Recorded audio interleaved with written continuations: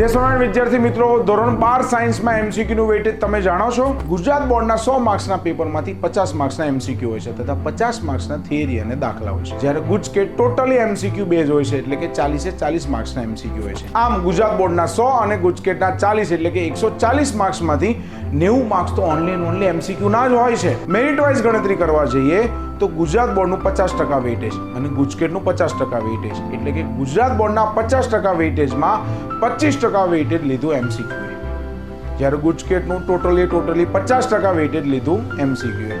આમ 100% મેરિટના માર્ક્સમાંથી 75% માર્ક્સ તો ફક્ત અને ફક્ત એમસીક્યુ ના જ થાય છે.